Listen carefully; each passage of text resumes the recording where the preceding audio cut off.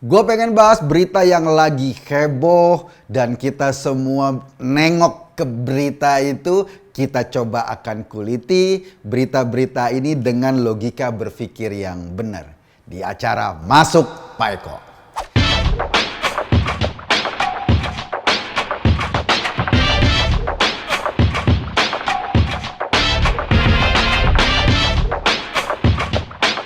Nah gini nih, baru-baru ini nih ada seorang dosen dari Universitas Negeri Jakarta. Namanya Ubedillah Badrun. Badrun ya, bukan K. Dia melaporkan Kaesang sama Gibran ke KPK. Tuduhannya seru. Korupsi. Ada KKN. Ada pencucian uang. Ini benar-benar menyeramkan. Ubedillah ya membangun konstruksi sebuah cara berpikir. Jadi menurut Ubedillah ini ada sebuah perusahaan Sinarmas. Anak perusahaan Sinarmas itu banyak banget. Ada yang properti, ada yang main di pulp and paper, ada yang kelapa sawit, ada yang perdagangan kayak Starbucks atau kayak penjualan produk-produk yang high end, dan ini banyak banget dari A sampai Z, namanya juga konglomerat. Nah, salah satu anak perusahaan Sinarmas ini pernah dihukum oleh MA tahun 2019 kalau nggak salah, itu dijatuhi hukuman denda 79 miliar. Kasusnya apa? Kasusnya mereka diminta bertanggung jawab karena ada kebakaran hutan. Mungkin salah satu anak perusahaannya yang main di bisnis-bisnis perhutanan atau kelapa sawit. Saya nggak hafal. Tetapi yang jelas MA mengetuk palu untuk mereka wajib membayar kerugian 79 miliar. Kata Ubed, loh kok bayarnya cuma segitu? Padahal tuntutannya lebih dari itu. Misalnya gitu. Nah, dengan logika ini maka disambung-sambungkanlah kasus ini. Kemudian Ubed melaporkan ke KPK. Begini, itu anak usaha Sinarmas. Dulu managing director Sinarmas itu namanya Gandhi Sulistyo. Gandhi Sulistyo ini bukan owner, bukan pemilik. Dia adalah managing director sebagai seorang profesional. Yang dulu tuh kasusnya adalah perusahaan atau induk perusahaan atau anak perusahaan Sinarmas, dan Gandhi cuma sebagai managing director. Sekarang Gandhi Sulistyo diangkat oleh presiden sebagai duta besar di Korea. Nah, Gandhi Sulistyo itu punya anak namanya Antony Pradipta Gan. Ini kan anak-anak milenial yang memang dibesarkan dengan dunia yang berbeda. Antony ini punya perusahaan investasi namanya Gan Capital. Gan Capital bekerja sama dengan sebuah perusahaan investasi besar di Amerika namanya Plug and Play, itu dari Silicon Valley. Jadi mereka bekerja sama, banyak dana dari Silicon Valley itu masuk ke Gan Capital untuk membiayai banyak perusahaan-perusahaan di Indonesia. Salah satu perusahaan yang dibiayai oleh Gan Capital ini adalah perusahaannya Kaesang sama Gibran. Kenapa? Ya wajar kan, Kaesang sama Gibran kan bisnisnya adalah startup. Sang pisang, terus ternak kopi, dan lain-lain. Masuk ini. Dan ini sesuatu yang wajar-wajar saja. Ada berapa banyak perusahaan-perusahaan kita yang dibiayai oleh investasi atau investor-investor yang khusus membiayai startup. Itu banyak banget. Dan Gibran sama Kaesang ini cuma salah satu saja yang dibiayai. Masuk dana sekitar 90 sekian miliar lah gitu. Dan perusahaan ini juga, di dalam perusahaan ini ya ada si Antony Pradipta tadi, anaknya Pak Gandhi Sulistyo. Mereka bangun bareng-bareng. Jadi kalau bangun bareng-bareng, wajar dong ada dana yang ngucur dari perusahaan modal venturanya, dari perusahaan investasinya.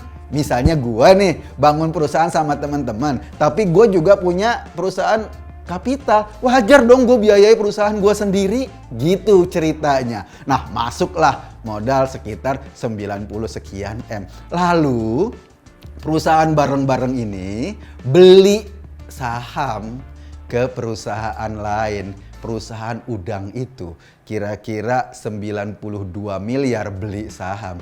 Yang beli perusahaan loh, bukan Kaesang atau Gibran. Perusahaan bareng-bareng itu dia beli saham. Nah ini yang diributin. Dari mana anak presiden punya duit 92 miliar? Wong Gibran aja aset kekayaannya di laporan LKPP-nya. Karena dia sebagai bupati, wali kota harus melaporkan kekayaannya paling cuma 20 sekian miliar. Kok ini bisa beli saham perusahaan 92 miliar?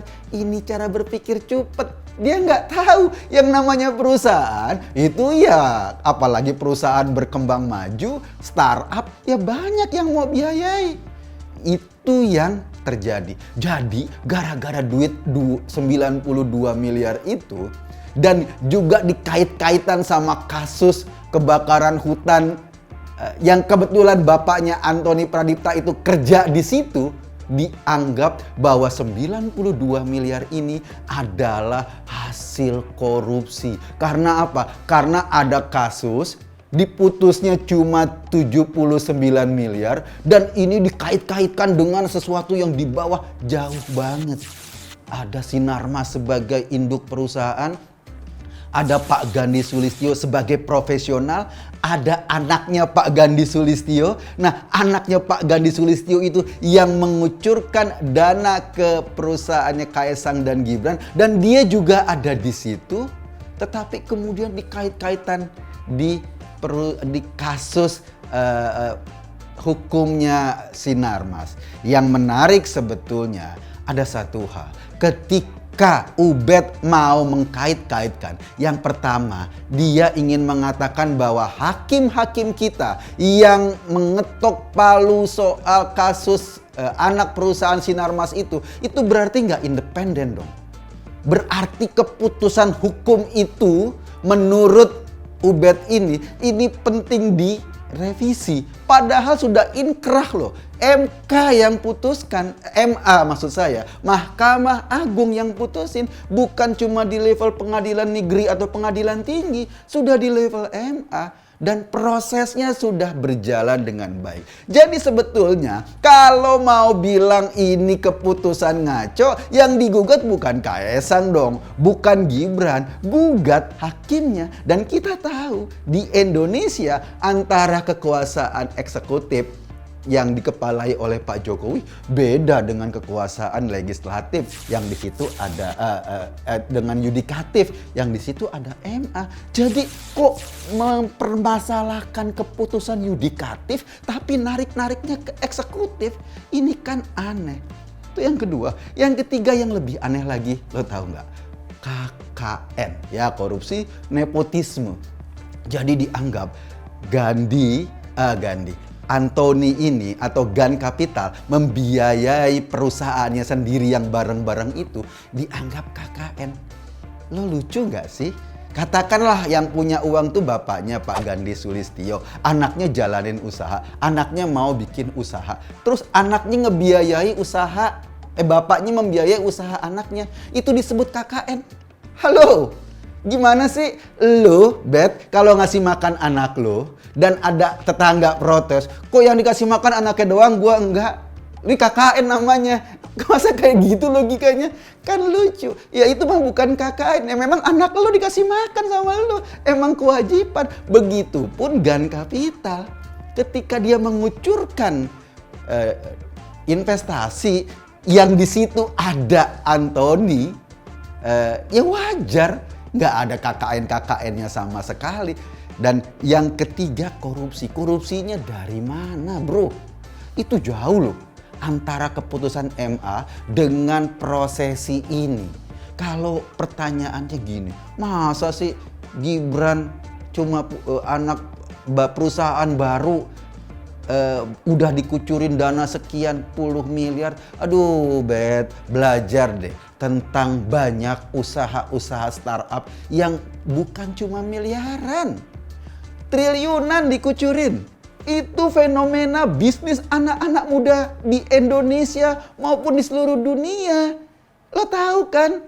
Gojek yang baru tumbuh nggak sampai 10 tahun lalu, sekarang kapitalisasi marketnya lebih gede dari Bluebird misalnya, yang tumbuh sudah puluhan tahun. Padahal sama-sama usaha transportasi. Karena apa? Bisnisnya berubah. Nah, anak-anak muda kita itu sudah bertumbuhan. Dan semua investor melihat mana yang paling potensial ke depan. Itu yang terjadi. Jadi alangkah lucunya kalau pikiran zaman primitif digunakan untuk menilai sebuah kasus yang sama sekali gak ada sangkut pautnya. Yang sama sekali gak ada hubungannya. Kalau gua rasa ya, apalagi pakai isu soal pencucian uang. Waduh, ini zaman terbuka, di tracking aja itu uangnya Gun Capital dari mana. Gua aja bisa tahu. Gun Capital bekerja sama dengan Plug and Play di Amerika. Plug and Play ini ada di Silicon Valley. Nah, tinggal di tracking Silicon Valley ini siapa pembiayanya. Kan makin jelas, nggak perlu pakai disembunyi-sembunyiin, ada cuci uang segala. Jadi simpel menurut gua. Simpelnya gini, simpelnya ini adalah usaha menarik-narik sesuatu yang nggak berhubungan.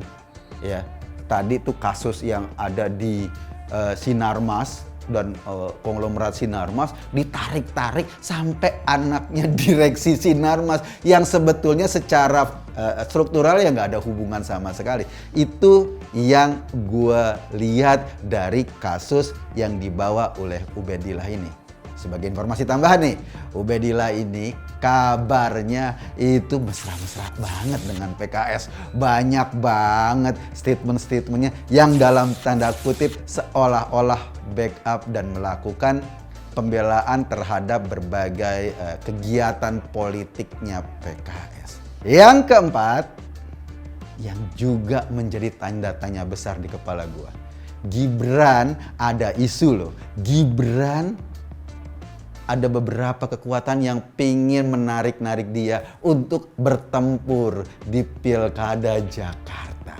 Nah, kita tahu di Jakarta ada Anies. Jadi isu ini kemudian didorong-dorong untuk menghentikan atau untuk menghantam Gibran sebagai wali kota Solo.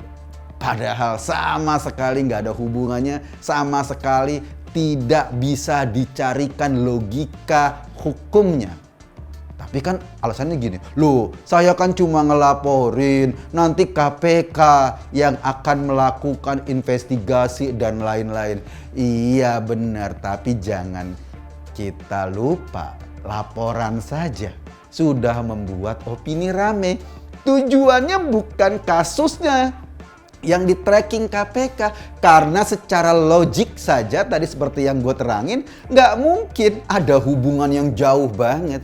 Tujuannya cuma ingin membangun opini. Loh sudah dilaporin KPK, artinya korup ya, artinya ada potensi ya. Nanti kalau KPK tidak men-tracking kasus ini atau tidak melakukan penelitian pada kasus ini, karena memang lemah dasar hukumnya, ada yang teriak, wah KPK tebang pilih, wah KPK tidak ketakutan karena itu anak presiden. Itu opini yang pingin dibangun oleh Ubed dan kita nggak tahu siapa di belakang Ubed.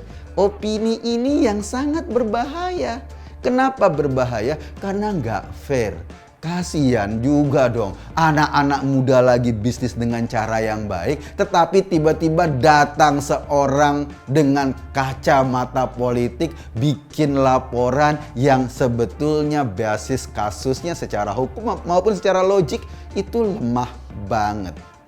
Yang kelima, yang paling seru ketika Gibran dikonfirmasi sama wartawan. Mas Gibran, ini mau dilaporin, ini sudah dilaporkan di KPK loh.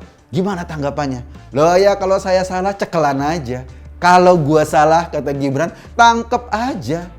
Gampang, sesimpel itu. Karena apa? Karena dia yakin hayalannya Ubed itu atau laporannya Ubed itu modalnya cuma khayalan, cuma gotak-gatuk gitu loh. Cuma mengkait-kaitkan sesuatu yang sebetulnya nggak ada hubungannya. Saya Eko Kuntadi, mulai kita buka pikiran kita terhadap semua informasi dan orang-orang yang berkepentingan di belakangnya yang menciptakan kehebohan-kehebohan gini. Agar kita tahu dan kita bisa menelaah informasi dengan baik dan benar. Saya Eko Kuntadi di acara Masuk Pak Eko. Terima kasih.